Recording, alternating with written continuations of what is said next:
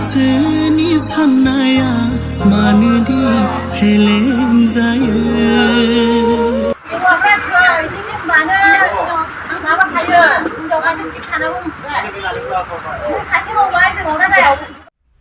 खुलुमबाय लोगोफोर आङो भिडिअ लाबोया गोबावसैमोन आं गोबावजों खेबसे दिनैहाय भिडिअ लानानै फैदों नोंथांमोना अननानै भिडिअखौ जोबजासिम नायलांगोन होननानै मिजिंथिबाय गिबियाव आङो नोंथांमोननो खिन्थानो सानो दाख्लै आङो मोनसे भिडिअ होदोंमोन गोदानै जुलि जानाय हौवा हिन्जाव गोमानानै दं होननानैहाय दा बै बिथांमोनखौ हमनो मोनबाय नोंथांमोना आंनियावहाय सोंथि खालामनो हागौ बेखौ माबोरै मोनखो बबेयाव मोनखो बबे जायगायाव दंहैयोमोन बेफोरबायदि सोंनो हागौ बेनिखायनो आङो नोंथांमोननो खोन्थायो बिसोरो कर्नाटक स्टेटनि सिङाव थानाय तुमकुर डिस्ट्रिक्टनि सिङावनो दंफैयोमोन बिसोरो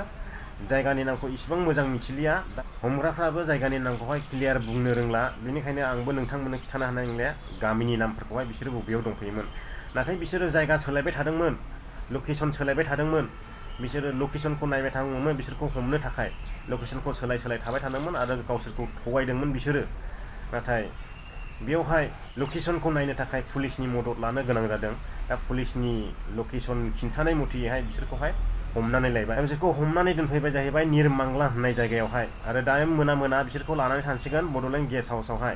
दा गामिनिफ्रायबो हौवानिफ्रायबो हिन्जावनिफ्रायबो मानसि फैगासिनो दङ बिसोरखौ लांनो थाखाय दा गामियावहाय मा बिसार जाहैयो बे हजोंनि खोथासै जोंथ' बेखौ सावरायनो थांला दा बेवहाय सोर हमदों होननानैहाय नोंथांमोना सोंथि खालामनो हागौ बिसोरखौ हमदों जाहैबाय बेंगलर बड' वेलफेयार एस'सियेसन बेफोरबायदि न'खर गावस्रानानै खारबोनाय सोरनिबा हिन्जावा सोरजोंबा खारबोनाय सोरनिबा हौवाया सोरखौबा दोनखारबोनाय बैफोरखौहाय बिथांमोना बिराद मदद खालामो खालि नोंथांमोना बिथांमोनखौ कन्टेक्ट खालामनांगौ नोंथांमोननि एप्लिकेसन सफैनांगौ अब्लानो बिथांमोना नोंथांमोनखौहाय मदद खालामगोन दा बेंगलर एरियायावहाय जेरावखिया थाया मानो सोरबा बेफोरबायदि दोनखारबोदों एबा खारखोमाबोदोंब्ला बिथांमोनखौ कन्टेक्ट खालाम आरो बिथांमोननोहाय लामा थाबायनायनि खरस नैबेफोरखौल' नोंथांमोना बान अब्लानो बिथांमोना इजियै नोंथांमोननो मानसिखौ दिहुननानै हरगोन आं बेखौ बयनिसिमबो खिथाहरो बिथांमोननि गारि भारानि थाखाय जाय खरस बानदों बैफोरो मानसिफोरखौहाय थब मोनलांफिनदों बेंगलर बड' वेलफेयार एस'सियेसन बायदि जेरावबो बड'लेण्डनि आउटनाव बायहेरायाव थानाय मानसिफ्रा बेफोरबायदि मदद खालामनाय नङा सोरबा जोंनि बर' मानसियानो खोन्थाहरनाय नङा सिखोमानानैसो दोनबावगोन नाथाय जोंनिदि मोनसे बेंगलरावहाय बर'नि आफाद दङ एस'सियेसन दङ बिथांमोनाबो गासैबो खामानि मावग्रा गोजा ओरैनो जिरायना जाग्रा नङा दा बिथांमोननिबो खामानि थायो बिथांमोना बे खामानिखौ खबर मोनफैयोब्ला सफैयोब्ला फाला रानलायनानैहाय मावो दा बिथांमोनाबो गावसोर थांनानै हमनानै लायनो थाखाय सरकारनिफ्राय एबा गभर्नमेन्टनिफ्राय गरसेबो रां मोना बेनिखायनो बिसोरखौ हमहैनो थाङोब्ला गावनि पकेटनि गारनानै थांनांगौ नालाय बेनिखायनो बै जायनाखि न'खराव जाथाय जाजानाय मानसिफ्रा बिसोरनो गारि भारा खरस होनांगोन अब्लासो बिथांमोना खामानिखौ मावफुंनानै हरगोन आंनि गोसोजों आं बेखौ रोखा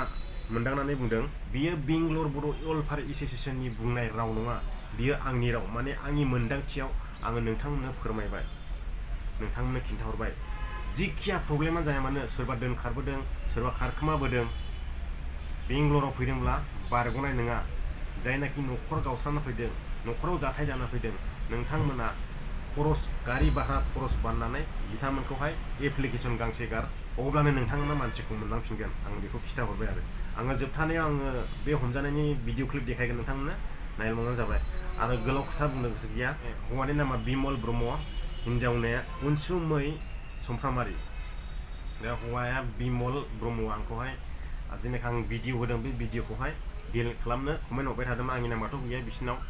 आंनि खाथिनिनो होनजायो बारा गोजाननि नङा गामि दरनै दरथाम बारनानैहाय बिसोरनि गामि मोनो आरो हिन्जावनिलाबो हौवानिलाबो दा बेखिनियानो रायजो राजा नोंथांमोना भिडिअखौ शेयार खालामनो दाबाव आरो दिनैसो गोदानै हाबफैदोंब्ला चेनेलखौ साबस्क्राइब खालामनो दाबाव आरो आङो बिनि सायावहाय दाखालि भिडिअ होदोंमोन जाय नायाखै नोंथांमोना नायहैब्लानो जाबाय जोबथानायाव नैबे स्क्रिनाव आङो होनानै होगोन नोंथांमोना क्लिक खालामनानै नायब्लानो जाबाय